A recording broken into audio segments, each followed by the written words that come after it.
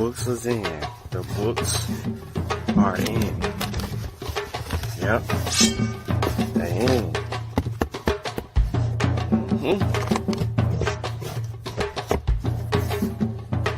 They here.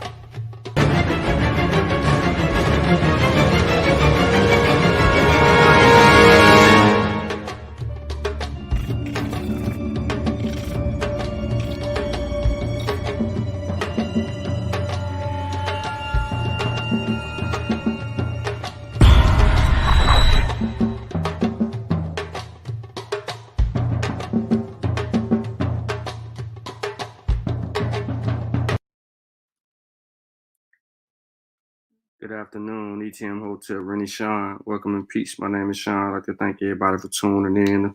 Science with Shawn.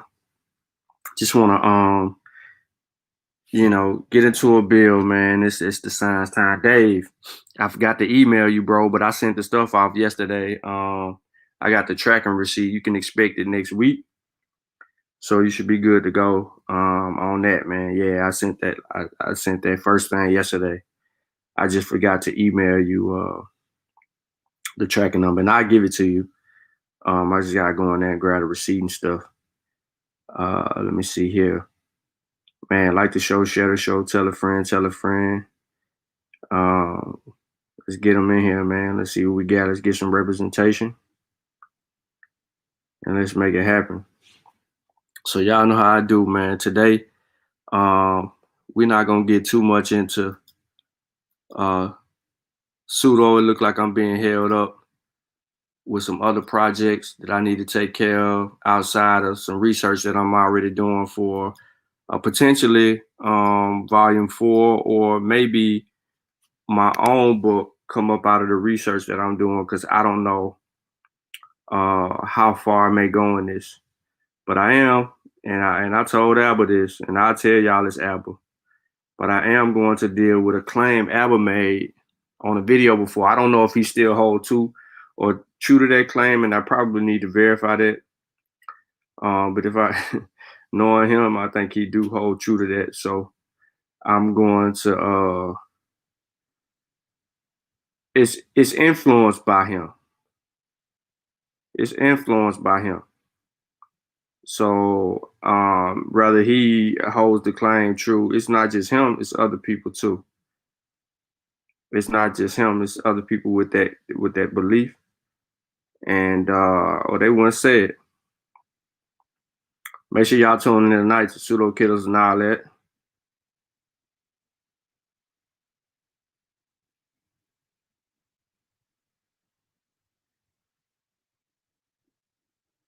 Hold on real quick, y'all.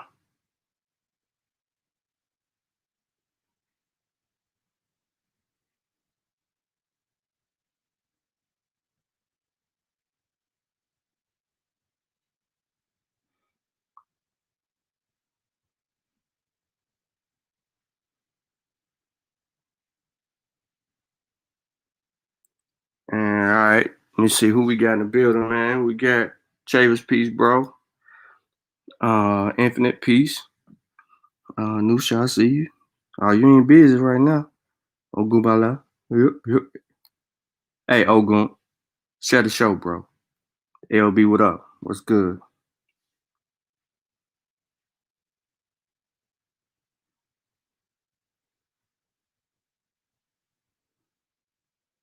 Let me see here.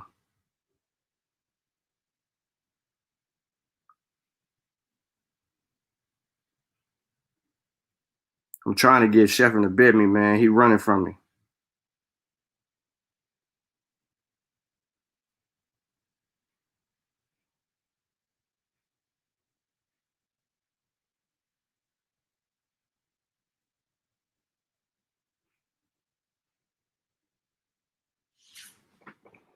But he ain't trying to get in the ring, yo. He want to bump his gums, but he don't get in the ring, yo. What is that? Playing right now. All right, so yeah, we're gonna get into this edition, man. We ain't gonna make it no hour long. I know y'all got stuff to do. We're just gonna have some fun with it. I'm trying to have some fun with Chef, but he ain't trying to play fair right now. It's all good though, It's all good. I want to beat him up on this topic. He trying to change, he trying to be specific on it and narrow it down to sub-Saharan and all that. But they ain't studying anthropology correctly because they don't know all the disciplines. What up, what up, what up, what up, what up? All right. So in the latest news, man, regarding the science around COVID-19 and all of that, in the trials, hold on, let me see. We got a visitor. Somebody done popped up in this T'Challa. Yeah, before we get started though, the latest, a lot of information has been published regarding the actual vaccine trials. And we found out that there's a lot of things going on with it. I don't know if you're familiar with all of the results or anything like that, but we're going to talk about it. But I want to kind of get into a little discussion surrounding it, and we can build from there. But like the show, man, share the show. Let's get some people in. Let's get some thumbs up. Let's get some representation. Before I go in, though, I'm gonna pass it over to Brother T'Challa. He might got something you want to lay on y'all real quick. I was just sitting here streaming these pre-card fights. You know, Anthony Joshua fight tonight. Okay. Who gonna win? What's that? Who gonna win? I don't know. Pulev he's a tough boy. Mm-hmm. I don't know if AJ gonna walk out of this one. If he don't, you know what I'm saying. If he come with that Andy Ruiz formula that he had, he ain't walking out of this one. But if he's Anthony Joshua is looking more and more like a fighter right now, and not so much like, you know what I mean, like he about to be on Calvin Klein front issue. Mm-hmm. So you know, of course I want my boy to win, but we'll see. You know, Pulev ain't no joke. You better watch it. That's your right hand. You saying the money got to him? I don't know. I don't know if it's that. I think AJ just needed to rethink his game plan. That's all. Yeah, he looking good though, so I'm confident. How you judging? How you judging how he look? How you judging it? In terms of, like I said, as a fighter, I'm an enthusiast of many combat sports and physical sports, bodybuilding, all of that. You know what I'm saying? But I know that as a fighter, it's a different ball game. Like you can look at Andy Ruiz. Look at Tyson Fury. How he made Wilder look like a clown, basically. And that was Wilder's fault. You know what I mean? Tyson Fury, he ain't no joke. So that's why I say, like I said, if you look at Anthony Joshua's condition, Anthony Joshua has been bigger than what he is now, today. So that's why I say it ain't about, like, you can look pretty and all that, but if you can't back it up, like Marvelous Marvin Hagler was a phenomenal fighter and looked great. The real deal Holyfield looked like a bodybuilder and can fight. So, I mean, you know what I'm saying? I think people like casual fans kind of, they look, oh, Anthony Joshua. No, he looks like a fighter right now, and he looks like he has a chance. He looks like, you know, his muscles are elastic, and they're not so puffed up, like, to the point where he can't move. And I think that's what was slowing him down with Andy Ruiz. Okay. All right, so we got to stay tuned tonight for that. Also, we got the pseudo killers gonna be live tonight. Gonna get into vaccine trials.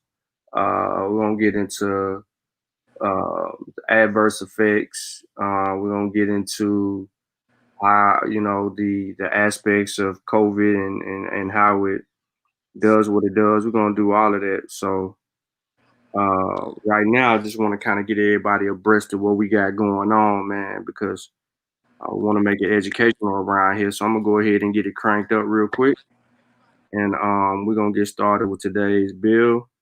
Now, I usually play like the little video, but you know what I'm saying? I'm gonna give you a little audio commentary, and then we'll pick up on the video side of it and go from there, ladies and gentlemen. So again, we got update 1211 update with Daniel Griffin. So let's see what he's saying in this week's 12. This Week in Virology, the podcast about viruses, the kind that make you sick. From Microbe TV, this is TWIV, This Week in Virology, episode 692, recorded on December 10th, 2020. I'm Vincent Racaniello, and you're listening to the podcast all about viruses. Joining me today from New York, Daniel Griffin. Hello, everyone. How's it going, Daniel? Today was a long day. I think it's getting pretty bad, and we'll talk about that. But let me start with my quotation. Wise men say, only fools rush in, but I can't help falling in love with you. Now, some of our listeners probably know who that is by. That's Elvis Presley. What people may not know is that he is referring to the polio vaccine when he wrote that song. Are we going to exhume him and revaccinate him with SARS-CoV-2 vaccines now? So we probably didn't want to do it on the show, but let's do it. I just want to let everyone know Elvis is actually still alive, and he's returning for a COVID-19 vaccination next week. Excellent. Well, you can see it here, right? No, I'm joking on that. I wish Elvis was still with us. What a tremendous, talented individual he was. But let's start a little bit. I'll get back to why that quotation. Why are we not quoting Winston Churchill? Why Elvis Presley? But we will get there. But I just sort of bring some people up to date, patient updates. Everyone keeps seeing these numbers, but I like to put a face on the numbers. We actually, Vincent and I were together on a call about a week ago, actually, this last week, and Shane Crotty was on, and he was talking about issues with reinfection. And there were a couple of physicians on, and the Shane Crotty's data is really great and all, but we're seeing reinfection. I think I've talked about that a few times. My partner today called me, and we discussed a case. This was a gentleman who was admitted originally back in March, had a pretty severe case of COVID, and now they're back in the hospital, they're septic.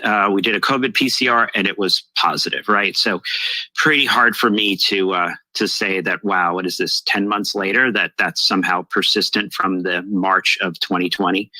So we're seeing cases. A number of physicians were on the call saying, we're seeing these, but you know what, we're busy. We're in the trenches. We don't have samples from March and April to do the genetics.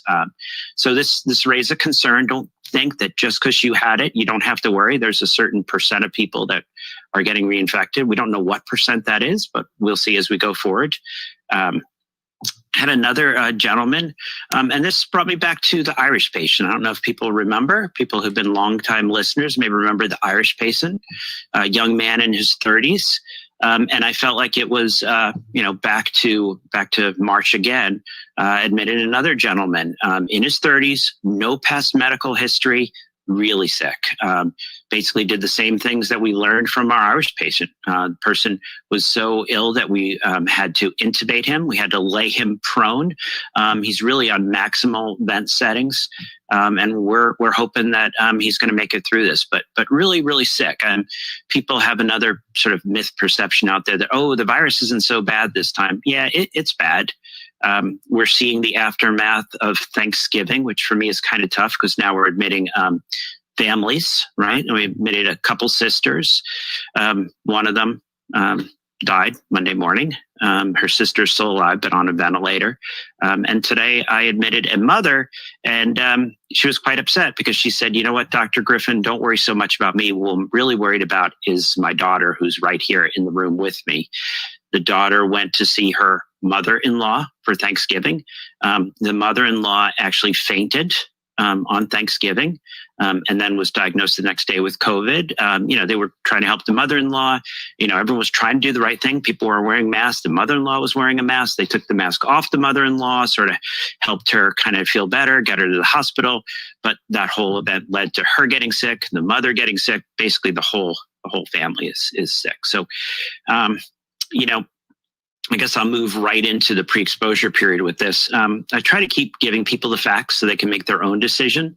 It's difficult when people make bad decisions, and I see the consequences of that. We're here for you. We're going to take care of you. I'm here to educate you, to give you the information you need to make the best decisions. But just keep these facts in mind when you're thinking about what you're going to do. Tonight is Hanukkah. Coming up soon is going to be Christmas, Kwanzaa, New Year's. So people are making plans now. We had over 3,000 people die in the U.S. just yesterday. Things are really bad out there. And we're going to get to the fact that the vaccine is really right here on the horizon. So let's try to make some good decisions. Also in the pre-exposure period, let's go back to the schools, right? There was a nice article in the CDC MMWR, and this was implementing mitigation strategies in early care and education settings for prevention of SARS-CoV-2 transmission. And it looked at 8 states in the period of September through October. And that's the time to look, right? I mean, I've seen studies where they talk about infections between like April and September, and schools were closed. I don't really know what you make up stuff with that. But this was a really good article. And, the CDC has been beaten up a lot, but there's really some great people, and they're really putting some great information out there for us. And this article described the role of mitigation for Head Start programs. And people in the US probably know about Head Start, but the rest of the world, this is a really tremendous program. There's Head Start and Early Head Start. And these are programs for kids 5 and under, and it promotes early learning, healthy development among children. And what did they do here? So they provided quite a bit of guidance, information on masks, personal protective equipment, the physical setup, so you could do this in a safer situation, supplies for actually maintaining those healthy environments and operations. They even there was financial aid in all this. Helping them get additional staff members so that they could have smaller class sizes. And when they implemented all these programs, they actually saw very few cases of transmission among the children and the staff members. So just sort of helpful to see. We went into this, we didn't know. We're learning, can we do things that make it safer to be in these environments? And I think just more information that we can. I always know that this triggers is sort of a wedge issue, sending kids to school or not. And so I always try to make the qualification that this tells us that you can do it safely. It doesn't say you are doing it safely. So if you're looking at having kids in in-person learning environments, you can't just do it. You can't just make believe it's, 2018 and stick 30 kids, a couple feet away from each other. This was a study showing that you can make it safer with proper mitigation, with spacing. And now we're seeing in a lot of areas, they're really introducing testing, actually becoming a big issue here in the New York area, because as people probably are aware, our rates are really climbing. And I look on the map and I see that where I live, I now live in a red area. That doesn't mean we're socialists or communists. It means we've got way too much COVID. So we need to, if we're going to ask those kids to go to school, if we're going to ask those teachers to be there to teach our kids, we got to give them the necessary resources, the necessary guidance. Can't just send in those folks. All right, vaccines. Vincent pulled me away. It was like, the Super Bowl, I had gone into extra time, and then Vincent's like, it's time to record TWIV. So look at what was going on right before I jumped in is the FDA was having their EUA meeting and discussing what to do with the Pfizer vaccine. And I know a lot of people are thinking, actually, by the time this drops, we'll know, the outcome, the final score. And it does look as though there will be an EUA for the Pfizer vaccine. And the discussion was just about what will be the definition, what will be the confines of that. So we'll go through a couple things here. But before we get into vaccines, I want to point out we're getting here near the end. We're in the 11th hour. I know everyone's exhausted, but I want to tell a story. And hopefully this story is something that maybe gives people a little bit of thought about, my gosh, I've got to keep safe because we're almost there. So this is a story that I asked my mother to retell this past week. And it's the story of my grandfather's best friend, my mother's godfather, Howard Miller. And this takes place. It's 1945. This is a true story. Howard Miller is at the Rhine River in Europe, right? It's World War II. He's a captain in the 2nd Armored Tank Division. I don't know if people realize, but 1945, that was when World War II finally ended. So World War II had just come to an end in European theater. News of the German surrender is spreading across Europe. This day in 1945, Howard gets up just like any other day, not knowing that the war is already over. The news has not gotten to him yet. He's killed by a sniper after the Germans had already surrendered. So I feel like this is sort of a message for our listeners. The vaccine, by the time this drops, the vaccines are here. We're going to start rolling these out. I want people to take a moment and realize that Tuesday, November 8th, 2020 was our modern V-Day, our modern vaccination day. And really this week, mankind's war against COVID started to end, and vaccinations have started in the UK. They're going to be coming here in the US in coming days and weeks. So they're going to be spreading around the world. All right, let's go to where we are with the vaccine. The UK started to administer the Pfizer vaccine. Canada approved the Pfizer vaccine, and by the time this dropped, there will be some sort of an FDA EUA for the vaccine here in the U.S.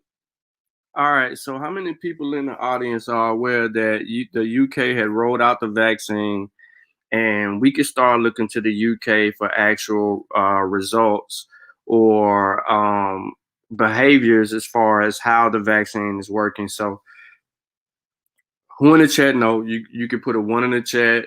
If anybody on the panel want to elaborate on it, you could elaborate on it. But did you know that the UK had already began to distributing the vaccine? If you my Facebook friend, yeah, you put a 1 in the chat. If you my Facebook friend, I'm sure you know, because I put that 90, I think she was a 91-year-old lady up. She the first one to be vaccinated. European lady. She got the shot first. All right, so I got 5, 6, 7. It's like, 18 people watch. Well, Unkverse, 1,800 people, 18,000. Come on, now, like the show, share the show. For people who not familiar with the channel, and you might be watching and you might not want to type anything in the chat, I totally understand. But share the show, like the show, share the show. You know what I'm saying? Let people know we live. But yeah, so the UK has already started administering the vaccine to its people. The vaccine is here. Now, what can we learn from UK? Since they have already made a move to vaccinate, what can we learn from the UK? Well, there's several things that we can learn. We can, because it's not here for us to be vaccinated yet.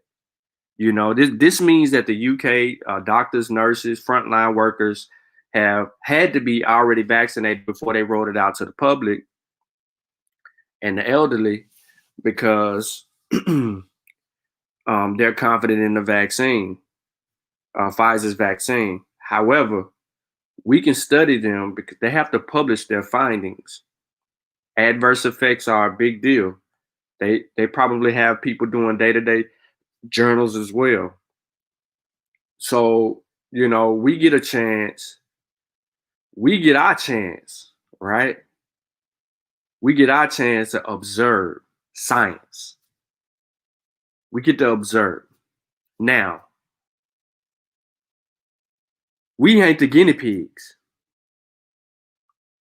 For people who assume or want to throw that out there saying that they don't want to be the guinea pigs and so on and so forth, we're not the guinea pigs.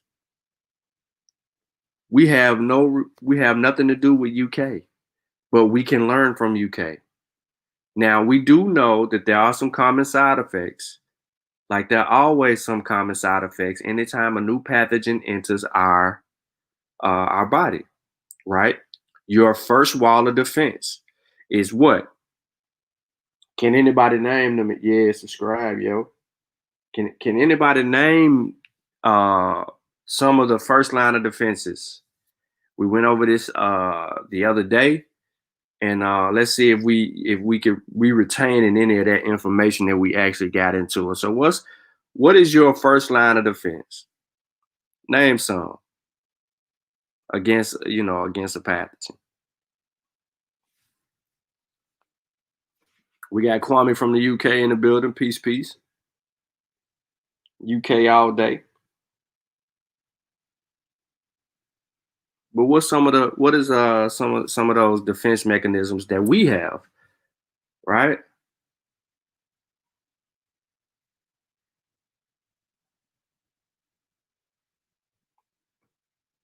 All right, I see the skin. Zane went all the way to T cells. Mika said, wash your hands, wear a mask. I'm asking, what's your first line of defense? Like if a pathogen is in the room with you right now, you can't see it, you don't know, it's invisible. We fighting an invisible war. So our bodies are made up, skin, mucus. There you go. Skin, mucus. What else? Yeah, yep. Hell, where?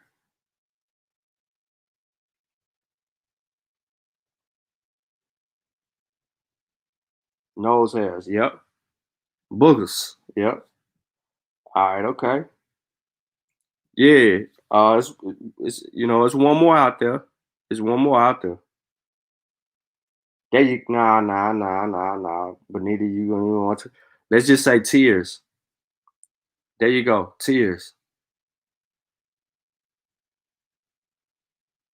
Tears. So we got tears, we got mucus, we got skin, right? Those are the main ones, that really just jump out. Yes, well, you saying boogers, Yeah, boogers actually do help.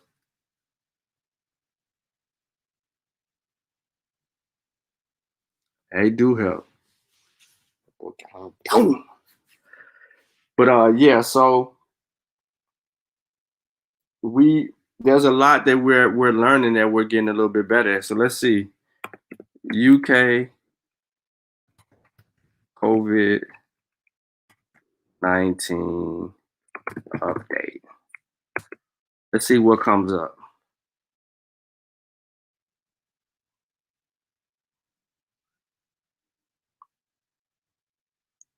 COVID-19 is all eyes on the FDA and bio. Yep, Oxford. Yep. Look at that. Worldwide, yo. 1 million deaths. Shh. Let's look at UK COVID-19 vaccine update. Let's see if we get any searches on that or anything recently published. I'm looking for, so distribution has begun. Army General overseeing COVID-19 vaccine delivery. All right. What else? Anything else? UK said to begin. All right. So 2 hours ago, they just did this. So we would need to look for more information in the coming days. Look, that shipment arrived Monday. So we'll look more in the coming days regarding what's going on with everything else. Now, we need to pay close attention to everything surrounding us. So let's get back to the bill. Let's see what Dr. Griffin is saying, and then we'll continue to build. There's some other stuff. Hold on, let me unshare real quick. I gotta go to my secret stash source. Can't let y'all see my file. You know what I'm saying? I gotta go to my secret stash. I got some sources I need to pull up. Yeah, I had to hide my stash from y'all, cause some of this stuff you're gonna hear come out tomorrow. US. Right as I sort of got on this, there was the discussion at the FDA, not about whether or not to give approval, but what qualifications to give approval. So was the vaccine going to be just go ahead, everyone can have it? Or we'll talk about a couple of the issues that were being discussed. One was, will there be a lower age So, for instance, the first question that was put forth was 16 years of age and up. The bulk of scientific evidence supports the safety and efficacy of this. But then there were a couple discussions about, 16, 17, should we make it 18? Should there be something about that lower limit of age? The other was, since the plans are in the US to vaccinate high-risk individuals, so healthcare workers, long-term care facility people first, should the EUA be limited to those high-risk groups, allowing more data to be generated before it goes out to a wider audience? So we will hear what sort of the final decision is, but little things that we've learned in the last few days here. There was a 92-page brief that I actually have to say I enjoyed reading through. And then today was a full day, a lot of really hard questions asked of Pfizer, nothing surprising, nothing concerning. Couple things we now know. The vaccine is preservative and adjuvant free. Almost feel like that should be on there like advertisements. People are always worried about the vaccines. Is there some preservative in there that might cause problems? There are adjuvants that might cause some sort of issue. And historically, we think of vaccines without adjuvants as maybe being safer, maybe having less issues. Couple things from the immunology front. The 2-dose regimen elicited a robust neutralization antibody response. The titers were actually comparable and higher actually than individuals who'd recovered from COVID-19. In addition, I got some questions about this the other day. It generated a strong CD4 and CD8 T cell response. There was reduction in the risk of getting COVID-19 as early as 10 days after the first dose. There were some common reactogenicity reactions, and we're gonna touch on what is reactogenicity. Hold on now. Now, a few days ago, last week, we also talked about reactogenicity. You know what I'm saying? So this is why I felt like, Science with Shawn was going to be important for us to learn from, because we talked about those things and we can get back to that. But if this is your first time actually tuning in to Science with Shawn and some of the discussions that we have going on with Dr. Griffin, we dealt with a lot of things that he's about to speak about already.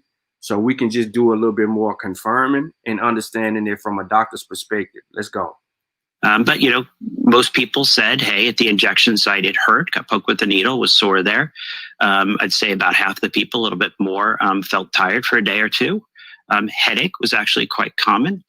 People feeling sort of muscle aches, chills, joint pain, fever. Fever was about 14%.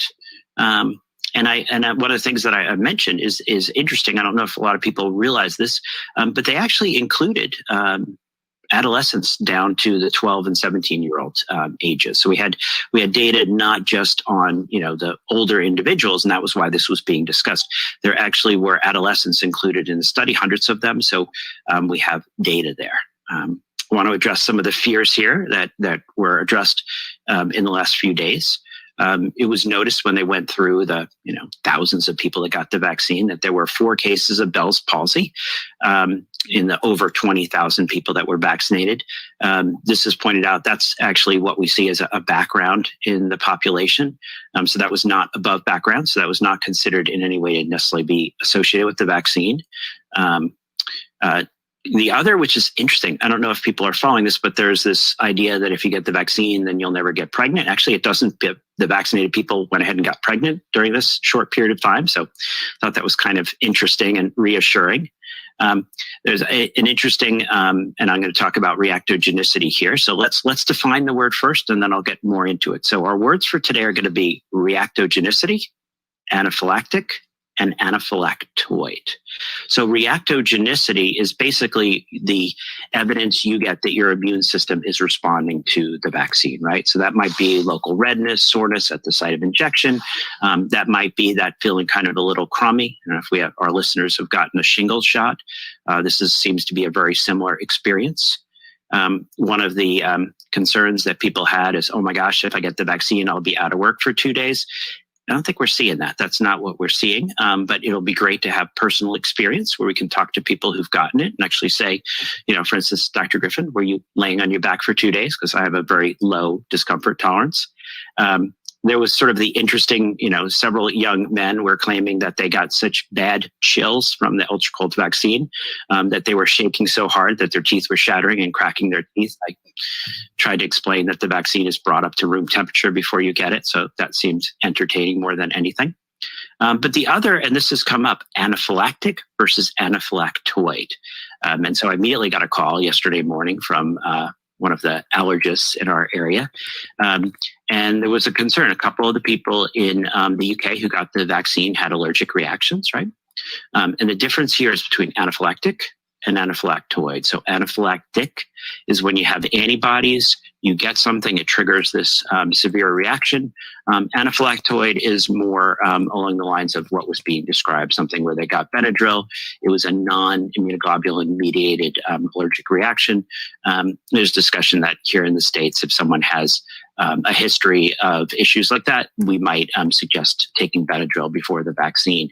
And the EUA was talking about that. Should there be some kind of qualification about people that have a history of anaphylactoid allergic reactions to things? Maybe just sort of alerting people. So I will move forward from there to what is really on the top of people's mind, actually, I have to say. I know in the media, they're talking a lot about vaccine hesitancy, but at this point, we're in the less vaccine relative to demand. At some point, we'll be into some other concerns. And this is an area where now we're talking about equitable distribution. And so before he gets into equitable distribution, just for everybody, again, peace, Brother Cord, Pseudo Kill on deck. African Emporium, Angie, peace to you, sister. Also Sabio, what up? So just for a basic understanding, y'all, when he ran through it a little bit, but we need to understand what's going on with the anaphylactic and anaphylactoid, right? So it is a type 1 immune mediated allergic reaction involving mast cells and possibly basophils, whereas anaphylactoid reactions occur through a direct non-immune mediated release of mediators from the mast cell and or the basophils, or result from direct complement activation, presenting clinically, it's a long definition, clinically with symptoms similar to anaphylactics. Anaphylactics can occur operatively, presenting with severe allergic reactions during surgery, where multiple drugs are administered and mainly during anesthesia. So I could have a reaction like when I had knee surgery, which was actually 6 years ago on my right knee and 9 years ago on my left knee. So 6 years ago, I had knee surgery. So under the anesthesia and any other medicine that they probably could have gave me, if I would have had a reaction, it would have been anaphylactics. If that makes sense, right? Because I'm being exposed to multiple drugs and at one time, and I'm under anesthesia, and is going down. So that would be anaphylaxis. Now anaphylactoid, if I could explain that, is non-immunal. It's like with what's a better way to do that? Like a peanut allergen or something like that. You just had just a natural reaction to something that you wasn't accustomed to or something like that. Not a peanut allergen, but something you're not accustomed to and you just have a reaction to it. So, or based on exposure to something that your body's not used to. It says here that anaphylactoid reactions are derived from the activation of the complement and or the what is that?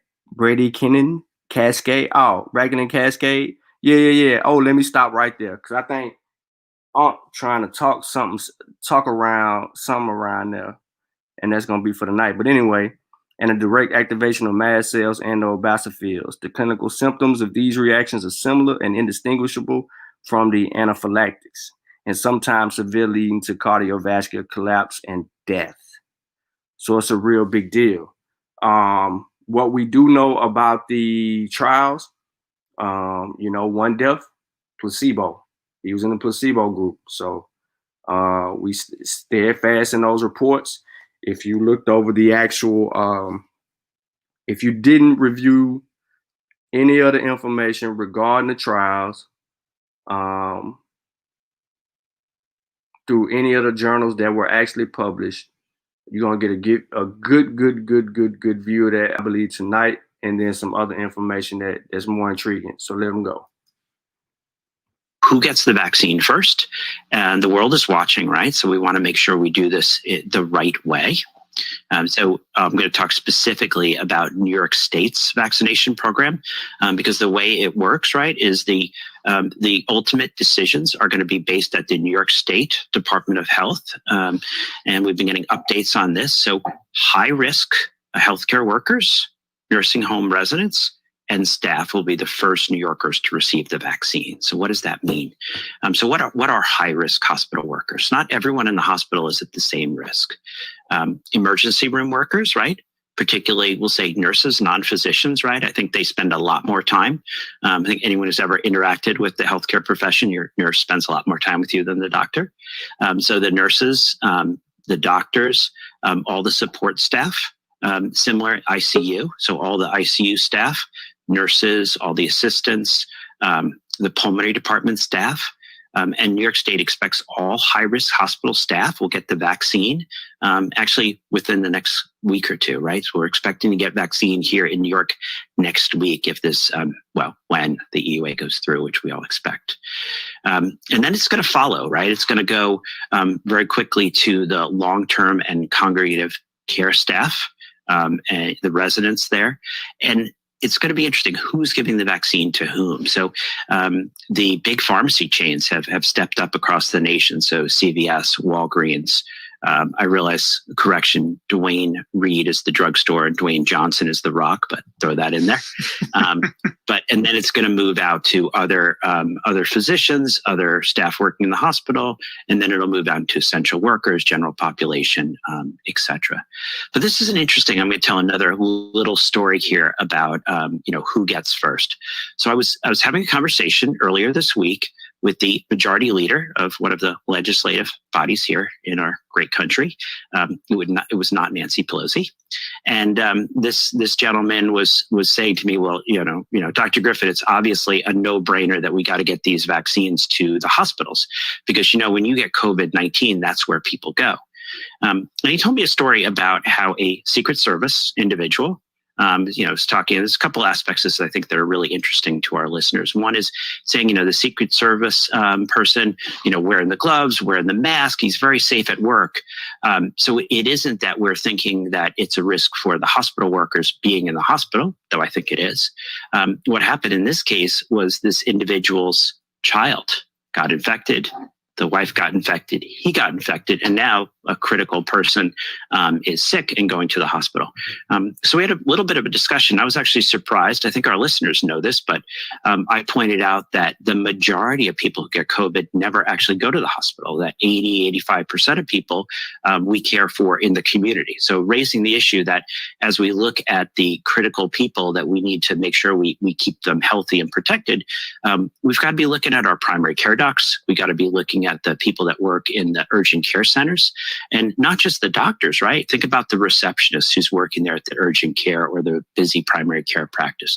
Think about the nurses, the medical assistants. And basically saying, if we don't protect those people, if we can't keep them healthy enough to take care of that 80% that we manage in the outpatient setting, and we leave them with just the ER as a place to get care, we're going to drown. So it's a very interesting conversation. As we go forward, we'll hear more about how this all works.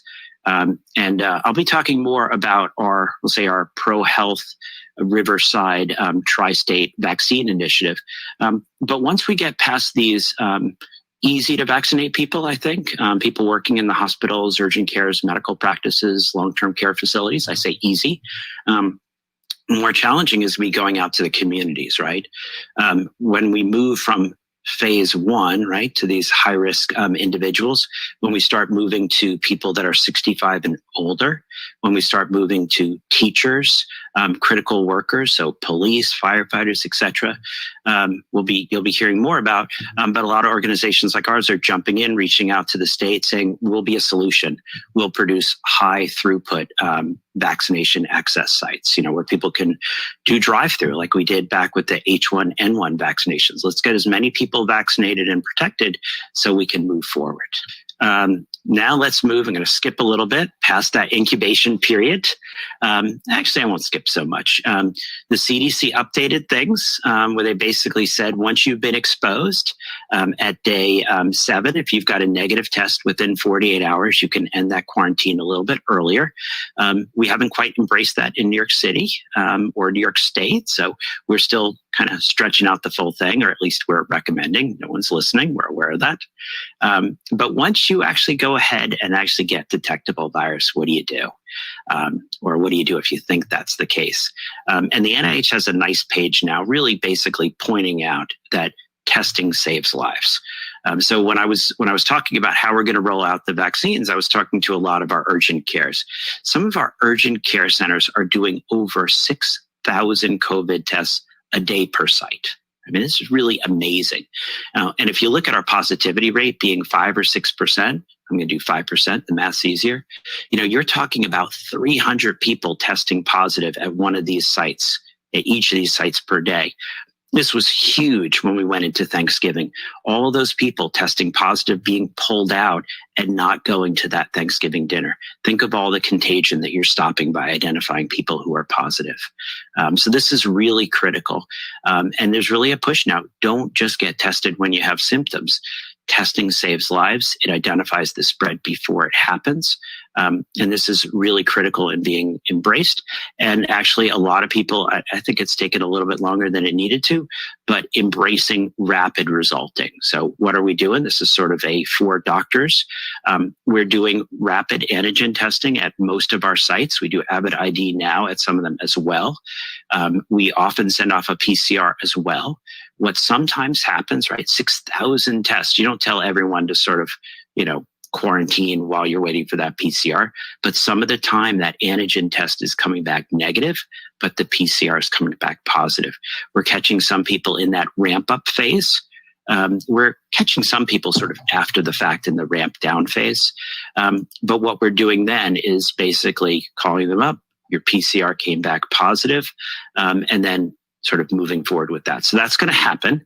When you're doing 6,000 tests per site per day, a certain number of those negative antigen tests are going to be people that are early enough in disease that you're getting a few hours before that antigen test turns positive. So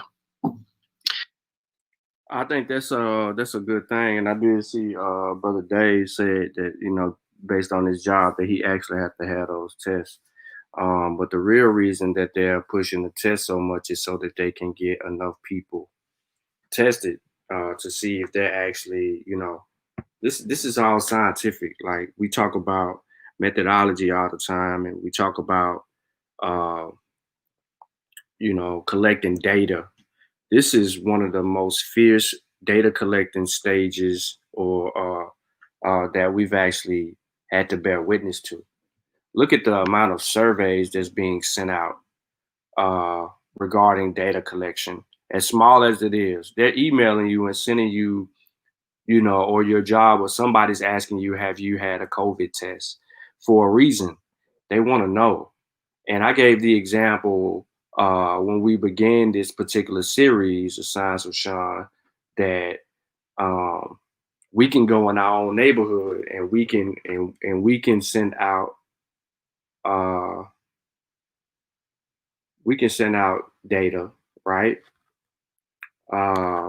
We can send out data to our neighbors, and we can ask them if they all been tested. 50 people, we give them a day or two to respond, and then we go by on the third day or fourth day or whatever, and we try to collect all the information, right? So then we can take that data and we can break it down to how many men, women, and children were, ended up in each household, and how many people actually said they took it, how many people said they did not. This will be this is independent research. So it makes it more critical for scientists to tune into independent research because we're not affiliated with anyone. This is totally on our own agenda. We collect the data and we come to find out that 60%, 75% of the people in our community did have the test.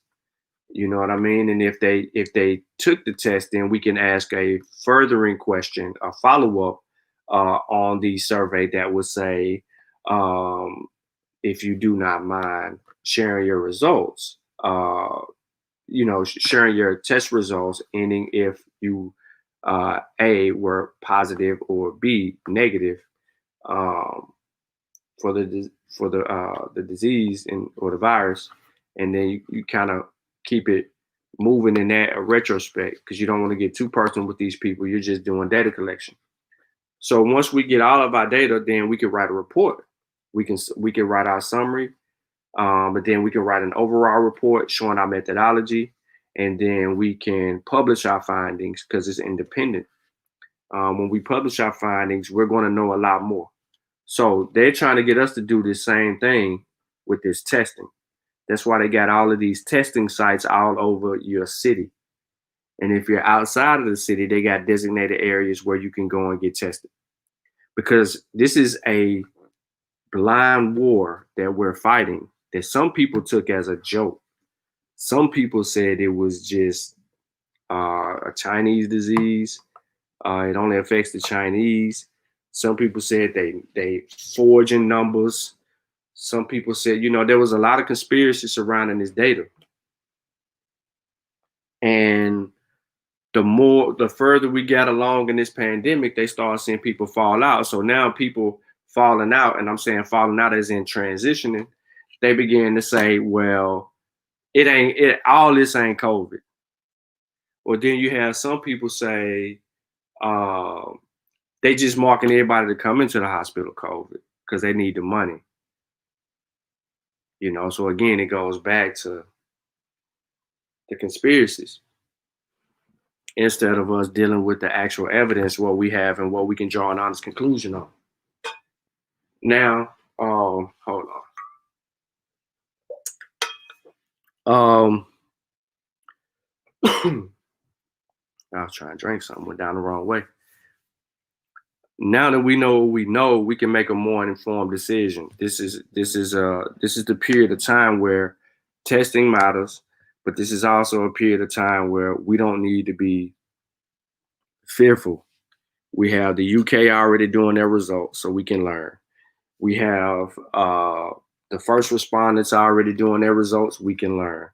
We actually have all the data from the phase 1 through 3 trials from Pfizer, and we can learn. We're going to have more from other trials, and we're going to get that data, and it's going to be more. But I told y'all, leading all the way up to these journals publishing this information, their finds, they were already giving us answers a week ago, 2 weeks ago. Now you got people that were a part of the phase 3 trials that are responding, telling us, hey, they're making us keep a journal for 2 years. Hey, I didn't have a really bad experience. Hey, I did have some mild symptoms the next day.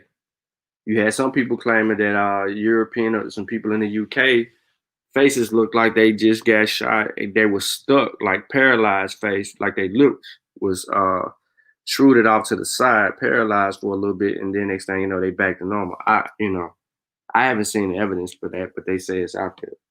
So we need to look at all the data, and we need to make an informed decision as Black people. So pretty much Science with Shawn is to help engage that. There's about 14 more minutes in the bill left. And then what I want to do is get into 2 articles, not the whole logistics of the articles, but some parts of the articles. And then I'm gonna leave y'all with that. I wasn't really trying to draw it out too far. The early inflammatory phase. This I touched on a little bit above, and just to reiterate, it was actually interesting when I was talking to the majority leader, he was shocked when I said that 80% of people are managed outside the hospital. He actually challenged me, well, where'd you come up with that number? And I was a little surprised, actually. But I think that, as someone told me, well, 80% of the focus has been on the hospitals. People are not aware of all the people out there. When you look at 240,000 people in a single day being diagnosed with COVID, they're not all going to the hospital, right? If anything, we're getting above that 80%. We're getting better and better at managing these people outside the hospital. So what are we doing? We're still recommending the first week, just symptomatic management. We've eased up. You can take your Aleve, your ibuprofen, your Tylenol to treat those viral symptoms. We are encouraging people to wait until the second week to consider steroids. We're limiting steroids to people who have issues with their oxygen level dropping. So actually here in New York, we're sending people home with pulse oximeters. They're, $15, $20. And that's a good way for us to then manage them. I was just speaking to a physician friend of mine who's in that second week where each day we're checking in to see where his pulse ox is. It's in the high 90s still. And as long as it stays in the high 90s, he'll continue to take his aspirin a day, try to stay active, stay off the steroids, stay off the antibiotics, and just manage them outside the hospital. And this is critical because you can't send everyone with COVID and a fever to the ERs. You're going to overwhelm the system. And when you do that, no one benefits. We did see the formal peer-reviewed publication of the repurposed antiviral drugs for COVID-19 interim WHO Solidarity trial results. It came out in the New England Journal on the 2nd. And again, this is where they looked at remdesivir, hydroxychloroquine, lopinavir, interferon regimens, and really did not show any sort of overwhelming, compelling evidence for mortality, initiation of ventilation, duration of hospital stay. This is an interesting issue because the first of those in there was remdesivir, right? And a lot of the hospital systems have purchased large orders of remdesivir in the United States. And I'm actually seeing people get admitted just for remdesivir, even though they're not hypoxic. And I think this is a decision people have to make. Is the benefit of remdesivir enough that it's worth hospitalizing someone just for that therapy? Because originally the idea is it shortened your hospital stay. Here I have people getting admitted to the hospital without hypoxia just to get the remdesivir. So here it's creating a 5-day hospital stay versus shortening a hospital stay. So something to think about there. We continue to see secondary infections later on. The multi-inflammatory phase, I think I mentioned last time, the individual with the Guillain-Barré, we gave him the intravenous immunoglobulin. A few days later, he's squeezing my hands, but then he actually started to get flaccid again. So this continues to be a challenge. I have another gentleman, I'm not sure the connection here, but he was a gentleman who had COVID and then at about week 4 developed an expressive aphasia. And really sort of unclear what that is, but the timing is concerning for a connection there. Number of papers out there, case reports suggesting a connection. What is expressive aphasia?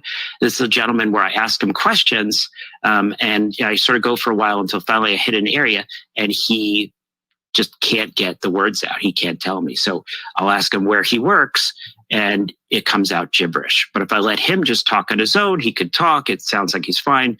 And then I say, oh, you work at, GBP. What does GBP stand for?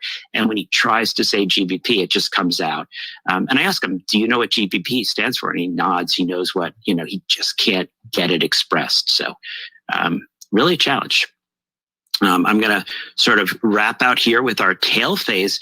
But in the tail phase, I want to talk a little bit about challenges we're having with DC planning now. So the tail phase is very recognized, continues to be a huge problem. And actually, one of the questions I just got from this physician colleague was his wife, his son, they're both sick. They're in urgent care waiting to get tested. Should he wait? Should they bother getting that test? And my advice was, yes, get that test. We need that objective evidence. But one of the issues that came up is currently COVID is considered an acute diagnosis, not a chronic.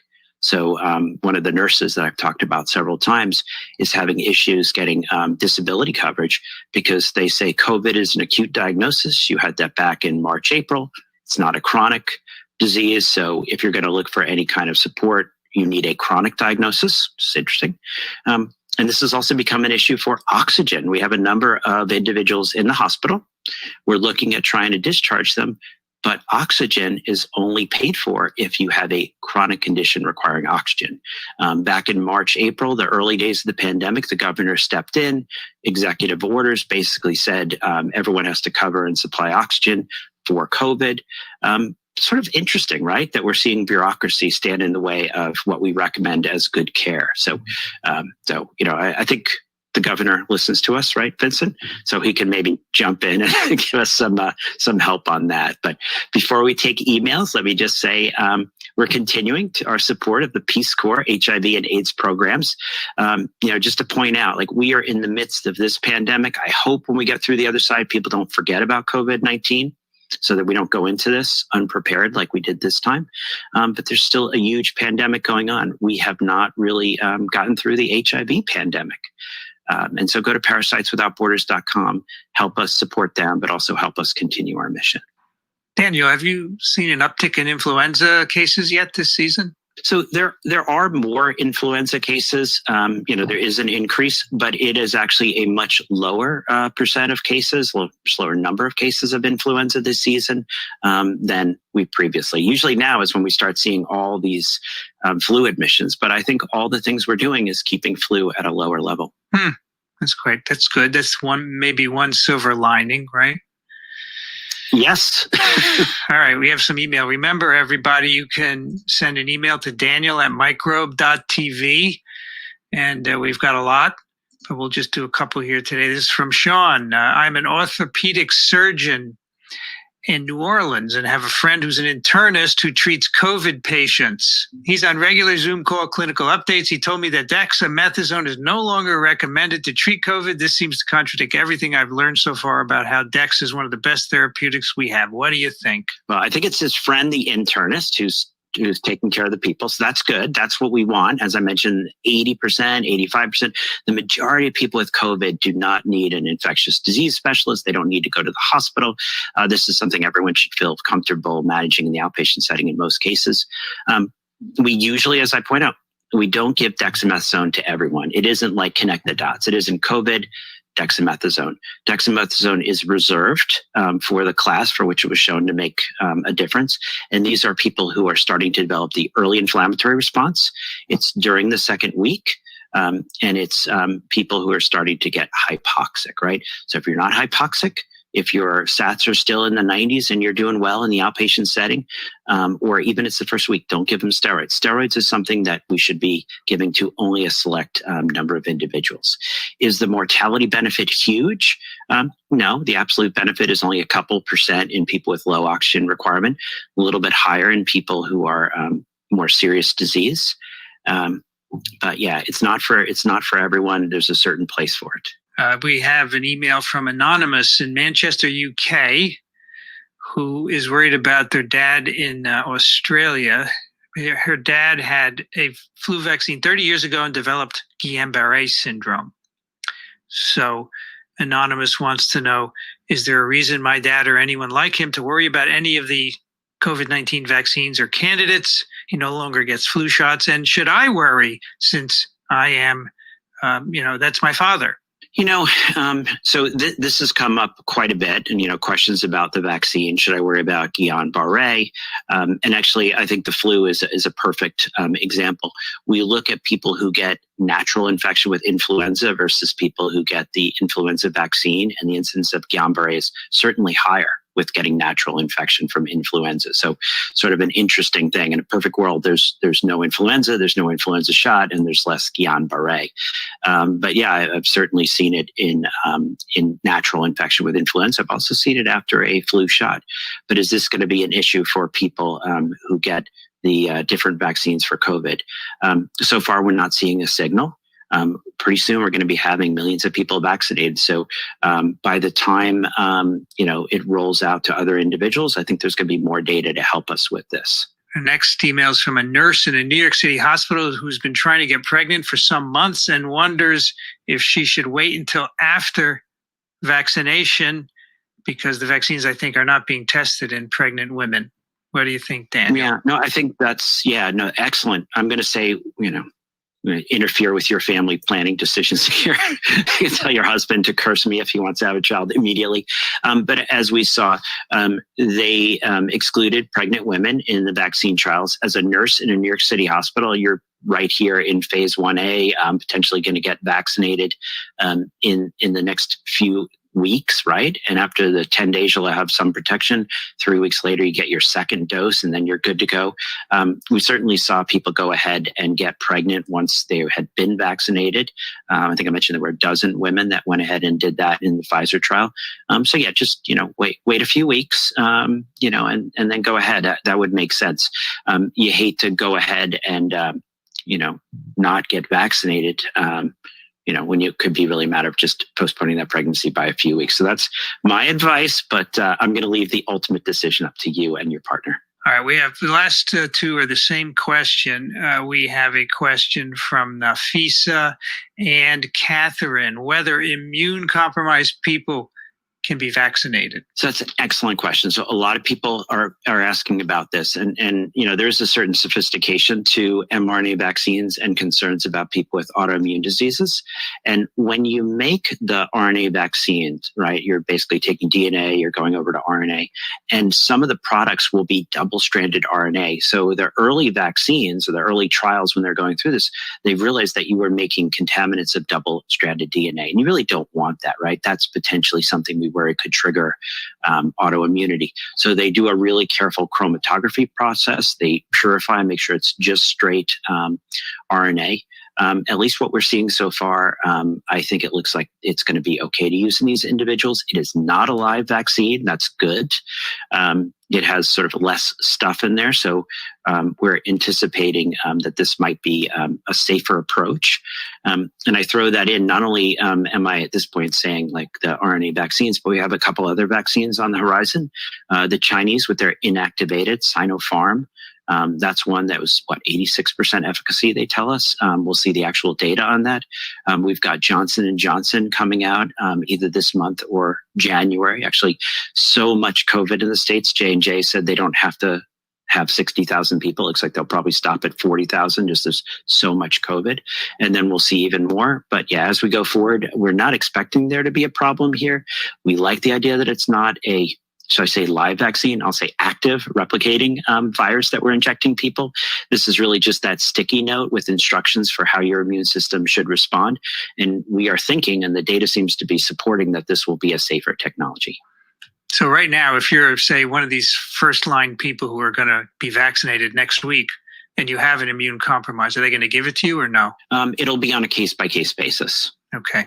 There's no general rule. Very good. All right, that's our 40th weekly COVID-19 clinical update with Dr. Daniel Griffin. Thanks. All right, so that was pretty much a good build with Dr. Griffin. A little bit that we already were abreast to, being that we've been walking ourselves up to this point to kind of know more. Peace to Ron in the chat, I see you. It's a few people just hopped in, man. Rabon in the building. I already said Keith's brother Matt is in the building. You know what I'm saying? Peace. I don't know who else watching, man. Everybody else is not in tune, but let's get to some signs real quick, man. So this coming out of news signs. It's everything you need to know about the Pfizer BioNTech COVID-19 vaccine, right? So I just want to just give a little bit, not to deal with too much of all the other stuff. So we already know the first paragraph. We know they rolled it out in the UK. They authorized it. It's rolled out in the UK. So let's just deal with the second part, the science. All right. How effective is the vaccine? About 95%. The phase 3 trials of Pfizer vaccine involved 42,000 people, about half of whom got experimental vaccine and the rest a placebo. In the total, 170 people fell ill with COVID-19. Only 8 of them were in the vaccine group. So out of 170 people, only 8 people fell ill that was a part of the vaccine group. All right, we cooled up. Everybody all right? Okay. Now, 162 had received a placebo. So around 5% of the cases were in the vaccine group, whereas where 95% figure comes from, that is a very healthy number. The World Health Organization, WHO, has said it would be happy with a 50% chance. Now, what is in the vaccine? Many people have misconfused the vaccine, and this is something that we continue to stress. This is why we continue to want to know more, learn more, and put ourselves in a good position, because we can look to the UK for results, because we ain't the ones getting, we ain't the first ones with it. All right. So the active ingredient is the mRNA, or messenger RNA, that carries instructions for making the virus spike protein, which it uses to gain entry to cells. The mRNA is synthetic, not extracted from the actual viruses. It is delivered in tiny spear and inert fatty material cells called lipid nanoparticles. Now, the RNA-bearing nanoparticles are suspended in saline solution and injected into the musculum tissue in the upper arm. The mRNA is then taken up to specialist immune cells, which follow its instruction to make the spike protein, just as they would do if they had become infected with the actual virus. All right, now the spike protein is recognized as foreign by the immune system, which mounts an attack against it, antibodies. B cells and T cells are activated. According to Ugur Sahin, the chief executive of the small German company BioNTech that co-developed the vaccine with U.S. drug giant Pfizer. An immune memory is also laid down, he says, which means the immune system has learned how to defeat the pathogen and is primed to mount a swift response if it encounters the coronavirus again. Now, how long does immune memory last? This is Sosa. I know you lurking, bro. I know you're listening in because you're probably busting some moves.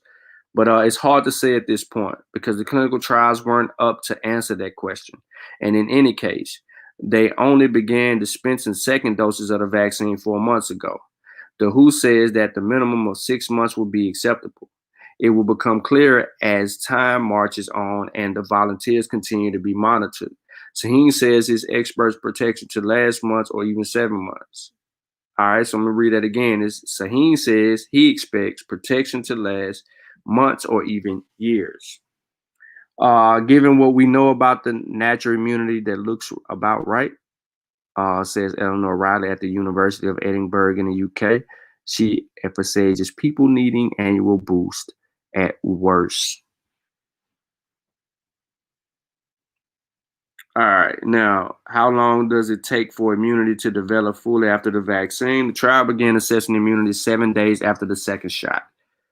We have come to find out in a recent article published that it was 5 days. And even in our last 12, Dr. Griffin threw out the number 5. So if they're saying 7, then we're going to say anywhere between 5 to 7 days. You should be looking for your immunity to build up within that period. Now, we're just going to go with that science. We know that the protective immunity builds up within 4 weeks of the first dose, but Sahin says that it appears to develop earlier than that. Further details will be published in a matter of days, he said. So, when they publish more information, we get more information. We're going to keep on kicking it with Science with Shawn. All right. Now, what happens to the mRNA in the body? It is active for a few days, then it decays rapidly. Okay. So these are some good questions that's being asked and answered, because these are things that we need to know as a people. It's a two-shot vaccine. Everybody should know that. You get the first one, and then 3 weeks later, you get the second one. So what happens if people miss the second shot? Is it a single shot still protective? 2 shots are needed, and the second shot is required to attain immunity. The gap between doses, the trial ranged between 19 and 42 days. Only 2% of the people in the trial missed their second dose, so it isn't entirely clear what happens under those circumstances. So they're going to continue to monitor those who have not received that second one, and we're going to get the science on that too. This is the beauty of the scientific method. We in the building. Are there any side effects? Sometimes, but they are mild. In the trial, the vaccine was generally well tolerated, and an independent data monitoring committee reported no serious safety concerns. The worst side effects were fatigue and headaches after the second dose. About 4% of the people reported fatigue and 2% a headache. Other side effects were the pain at the injection site, which we talked about, in the muscle pain.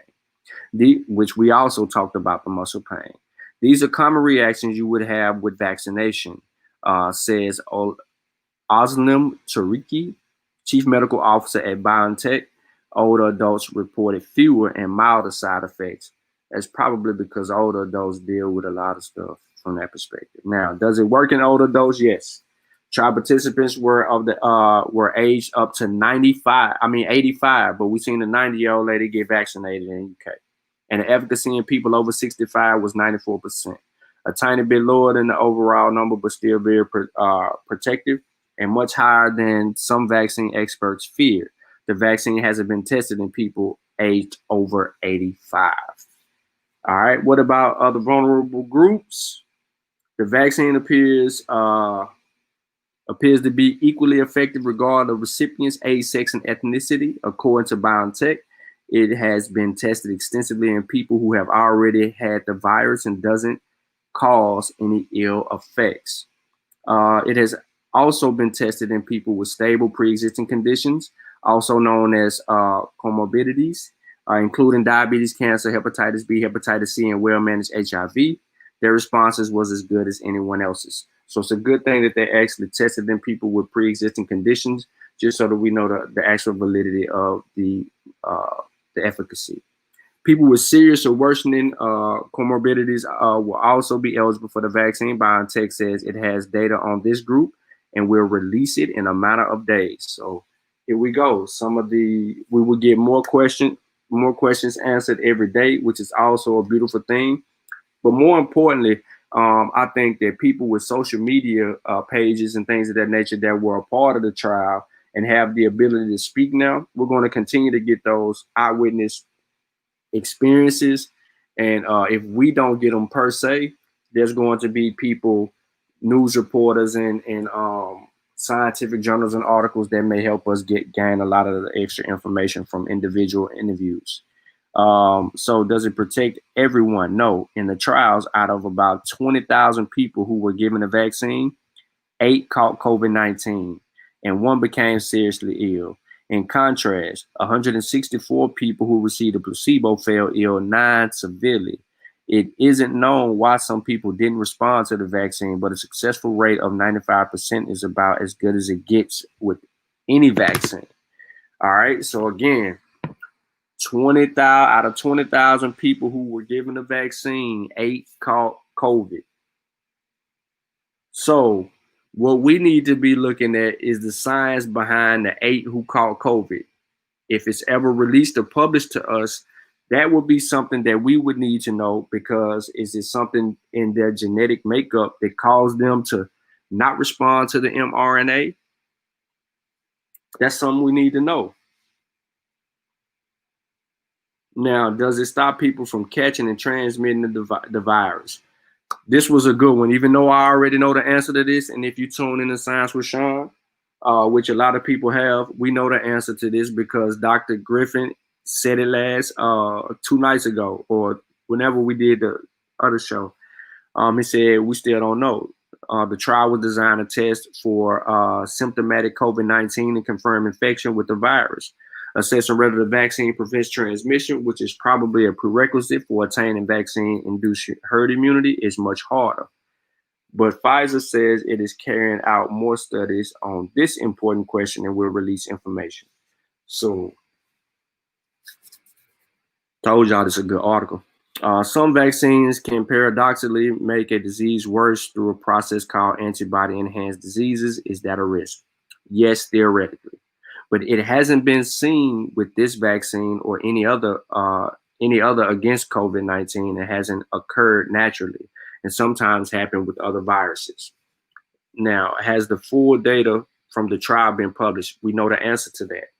We know that it has not been published. It hasn't. We don't have access to the 94-page paper that Dr. Griffin has, because he's seen the results. And we haven't heard from people like Dr.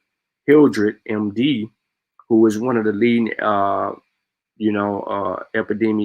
virologists, and immunologists here that I know. And he hasn't done a show with the local news reporters saying anything about, the information behind it yet. So, no, it hasn't. but there's nothing sinister about it. Companies can release news to the market as soon as they have it, which is a much speedier process than preparing a scientific manuscript.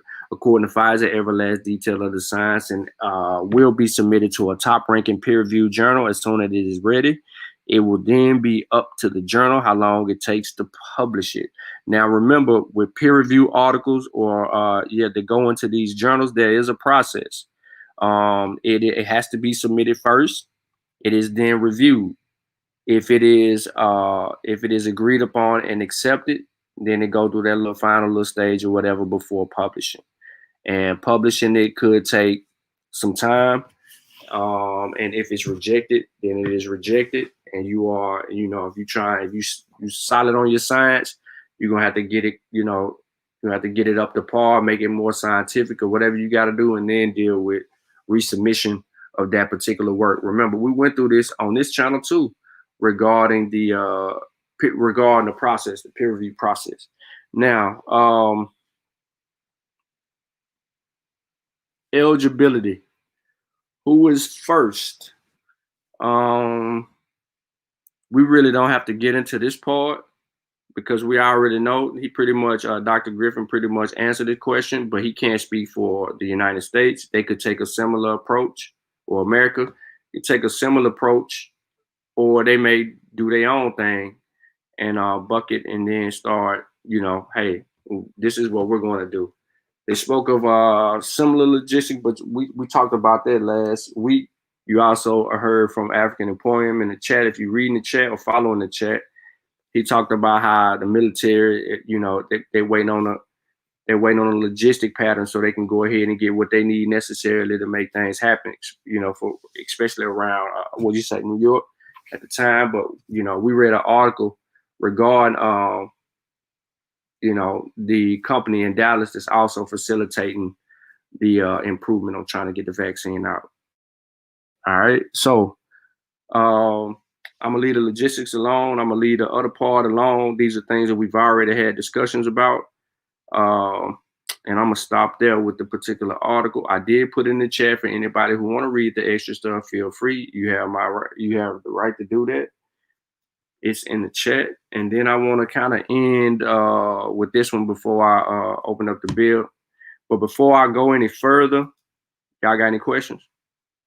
Sutek, T'Challa, or any comments, questions, comments, concerns? Nah, man, I'm just listening and learning, man. Listening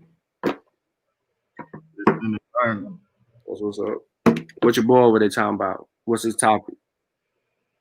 Oh, nah, he just did like a 3-minute video in some museum. I thought he was like going live. Oh, okay. Yeah, he gonna get dealt with though. Yeah. You're right. Gonna get dealt with. All right, so this next article is regarding defining the features and duration of antibody response to SARS-CoV-2 infection associated with disease severity and outcome. This was published on the 7th of this month, so you have the most recent science that I dropped in the chat. We could deal with the abstract, but I really don't want to get too much. This is the reason why I actually put it in there. So this is, let's just get into what's going on. Let's get into the results. Everybody know. Now, look, everybody know. Based on this, we're talking about the infection associated with the disease severity and the outcome. We're talking about duration of antibody responses. All right. I put this in the chat for a reason. I don't want to draw y'all out too long. So just to give you a little synopsis, they did a study on 254 individuals. Everybody see that? With positive SARS-CoV-2 real time. Positive COVID-2 real time. The study subjects were identified either after routine swab tests were included in the studies. Study subjects were identified either after routine serology testing and occupational health screenings in Stanford Healthcare clinical laboratories for anti-SARS-CoV-2, RBD, IgM, and IgG antibodies. Now, 136 systemic individuals or outpatients, or after they reported Stanford Healthcare associated with clinical sites with symptoms of COVID-19. This includes 24 outpatients, 35 hospitalized, who were not admitted to intensive care or ICU, and 20 ICU inpatients who survived their illness to evaluate serological response associated with patient mortality. We also analyzed specimens for 25 patients who died of COVID-19, one outpatient, 7 admitted non-ICU, and 17 admitted ICU patients. Of patients who were treated in the ICU, 26 or 37, which was 70%, require mechanical ventilation, including 15 patients who died. All right, so this is the study of the concern. So let's go back, and I don't want to get too much into the study, but that's just basically this. That's basically the conclusion there. Everything else is the methodology. So I put that in the chat for y'all, man. Make sure that y'all grab that, be abreast to that, and then move forward. 4 people out of 38,000 got Bell palsy. Connection can't be established yet. What do y'all think about the long-term effects? We're gonna talk about that tonight, Judah. We're gonna talk about that tonight. There's some information that's gonna be dealt with regarding that. And like I said, we really don't know what's going on with the people who actually had it, but it was 1 in 3 patients recovering from COVID could experience neurological or psychological after effects of their infections. Yep, you're absolutely correct with that. Yeah, the stat source. Right, yeah, you correct. Just my friend, man. My friend who had it. Just speaking directly about my friend and his experience with it. He already had been receiving migraines before. He used to get them over time, but when he contracted the virus, he had even more headaches. He couldn't open his eyes at times. It was hard for him to, use his extremities to get around. The bathrooms was issues for him. Breathing was issues for him. Sleeping was issues for him. So we know that the severity of this virus is going to leave some type of long-term health effects, but we don't know to what extent that would be. We would only be assuming at this point, based on the available data that we have, if something like that could actually, cause an early deaths or psychological problems.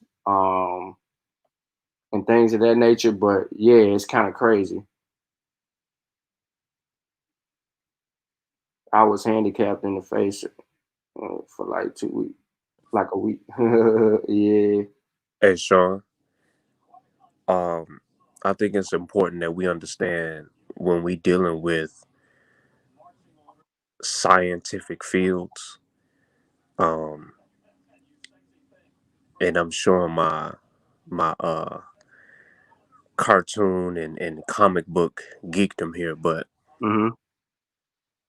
only a Sith deals in absolutes. And what do I mean by that?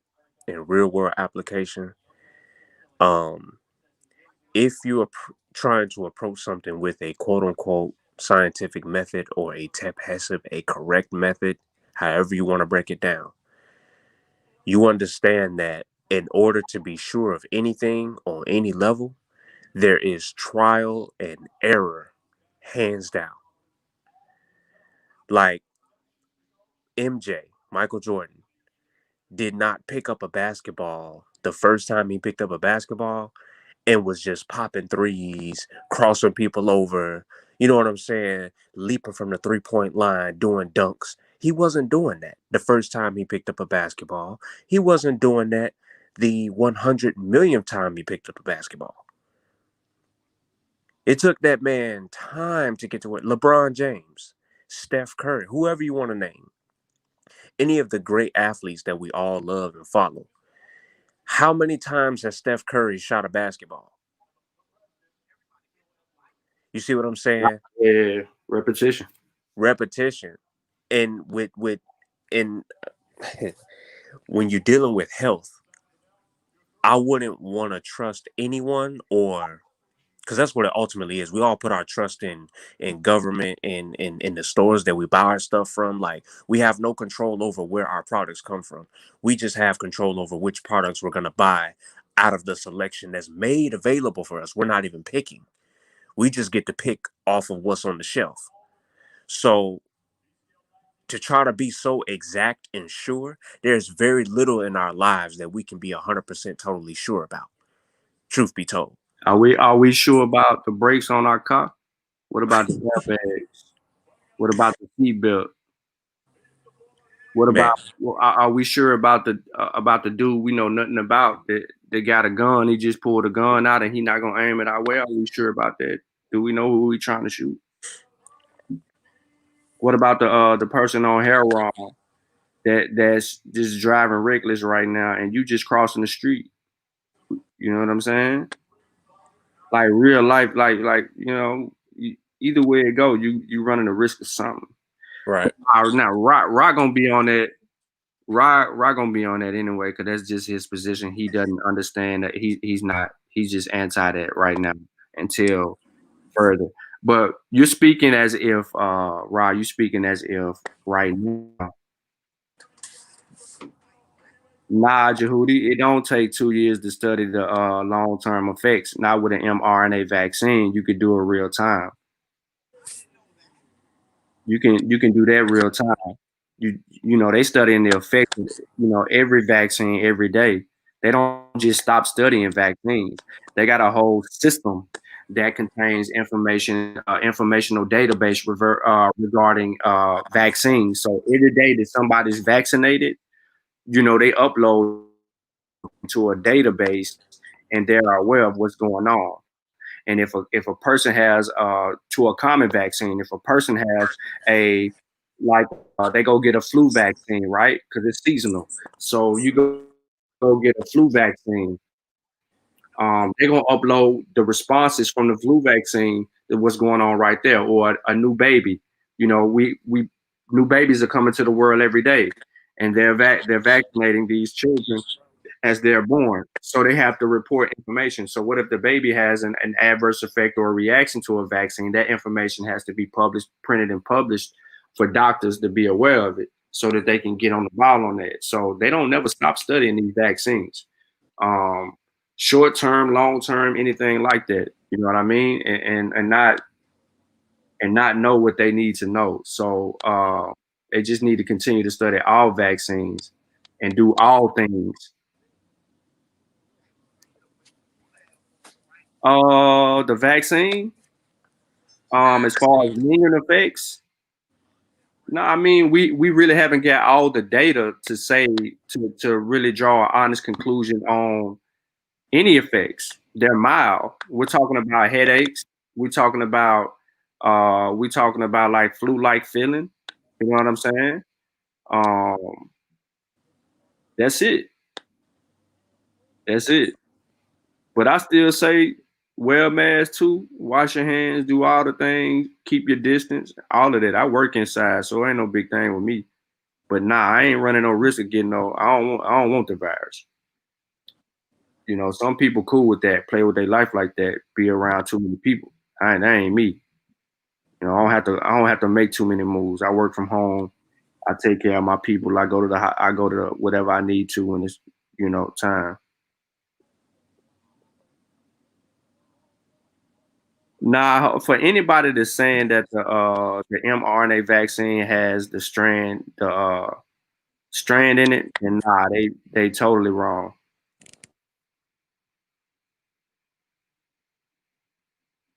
Do people even understand what RNA stand for? Nah,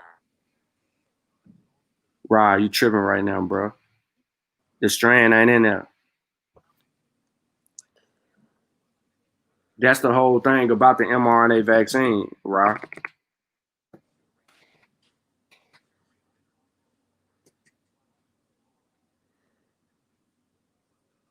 I mean, we kind of did this already on this, but that's I they mean, that's their argument they having in there. So I ain't really getting into all that. mRNA vaccines are a new type of vaccine to protect against infectious diseases. To trigger an immune response, many vaccines put a weakened or inactivated germ into our bodies. Not mRNA vaccines. Instead, they teach our cells. Let me put it on the screen so we can, and y'all, I don't mean to get in y'all business in the chat, but just to give clarity, because if somebody is watching the chat while we're dealing with that, then they'll know. But we're dealing with this already, you know what I'm saying, on previous videos. mRNA vaccines are a new type of vaccine to protect against infectious diseases. To trigger an immune response, many vaccines put a weakened or inactivated germ into our bodies, not mRNA vaccines. Instead, they teach our cells how to make a protein, or even just a piece of the protein, that triggers an immune response inside our bodies. That immune response, which produces antibodies, it will protect us from getting infected if the real virus enters our body. A closer look at how the mRNA vaccine works. Right here. COVID-19 mRNA vaccines give instructions for our cells to make a harmless piece of what is called the spike protein. The spike protein is found on the surface of the virus that causes COVID-19. So then we did spike protein. We did the whole spike protein conversation 2 nights ago because we was messing with the first ever Islamic Aboriginal. The COVID-19 mRNA vaccines are given to the upper arm, just talking about the direction and then kind of going from there. Next, the cell displays the protein piece of its surface. Our immune system recognizes that protein doesn't belong there and begin building an immune response and making antibodies, like what happens in natural infection against COVID-19. The thing with natural infection of COVID-19 is that they don't know how long the immunity lasts when you naturally get it. And yeah, you can get it again. There's science on that end saying that as well. At the end of the process, our bodies learn how to protect it against future infection. The benefit of the mRNA vaccine, like all vaccines, is those vaccinated gain this protection without ever having to risk the serious consequences of getting sick with COVID-19. So again, like I told people a long time ago, herd immunity cannot be achieved without the vaccine. People thought I was crazy when I said it. I said it even at a time that Uncle's like, well, if enough people get it, you know what I'm saying, then you could decimate the actual thing. But then he back on the science. So I'm choosing the vaccine over what if. What if. If I'm only sick a day, I'm only sick a day. My body got to adjust to it. I never had it. So when it enters my body, I know I'm gonna have a reaction. I'm gonna have a reaction to something, but I ain't gonna be like, well, I can't operate like in a day or two. That'd be disingenuous to say that. But yeah, man, we kind of been running a little too long, but I just wanted to keep it kind of simple. I thank everybody having a good discussion on this. Tune in tonight to Pseudo Killers. If you're not subscribed to the Pseudo Killers chat,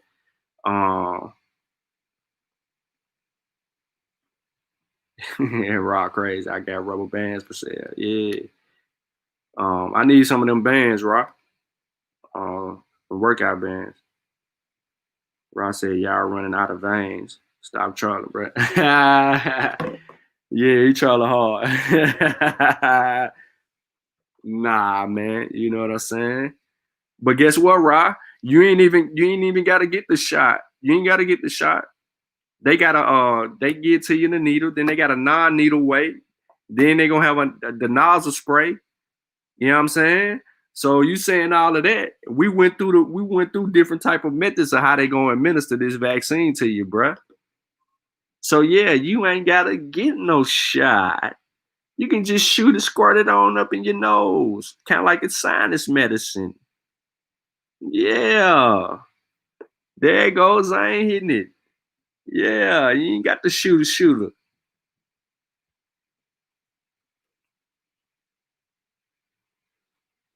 He said, I'm going to troll the sauce on.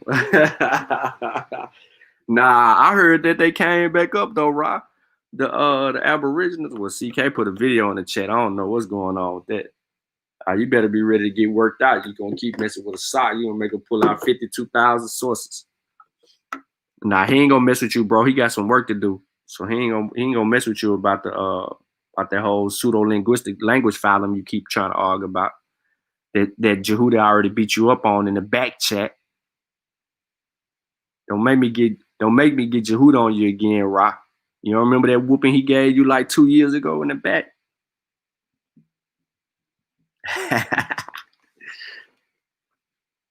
Yeah, pause. Yeah, strong pause.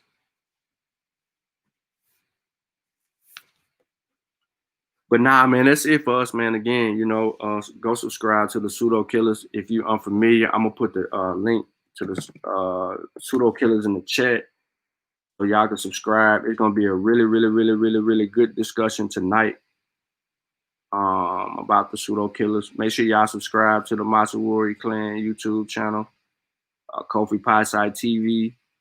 Make sure you subscribe to MBK. Shoot, all the families. Make sure y'all subscribe, man. People putting in work. We trying to do everything that we can to help everybody get educated on the subject matter. There go the link right there. There you go, Rock. Boom, right there. There go the link to the Pseudo Killers.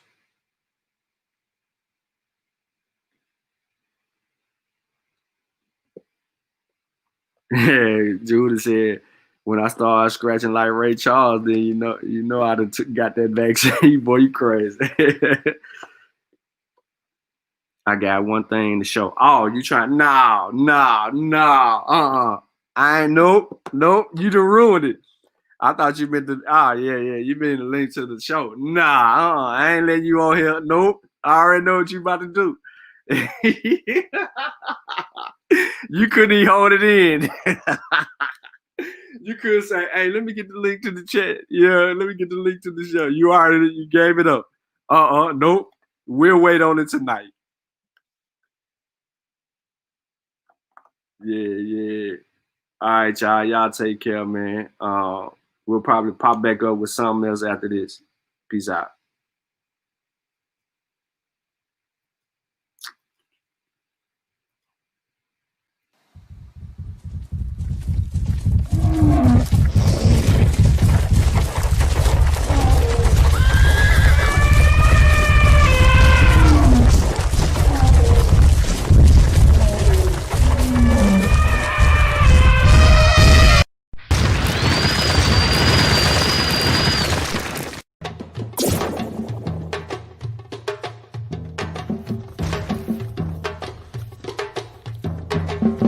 Ladies and gentlemen, the books is in.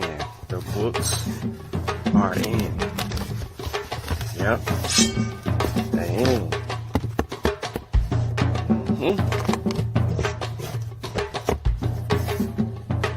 They're here.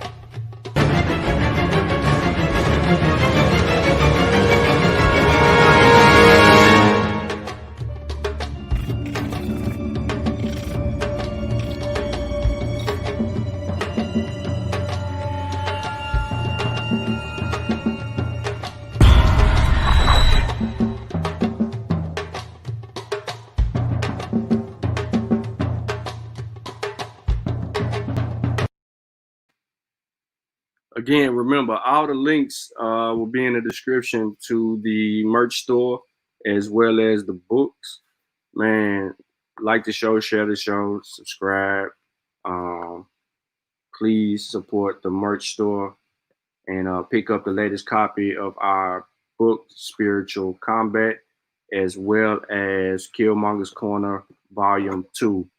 By the way, Jehudi Ma'at did the cover work for Killmonger's Corner and the artwork for both Kofi's children's book and my children's book and some other stuff for us, and even the video that we just played. So shout out to y'all, man. Appreciate it, brother. Sin Jehudi.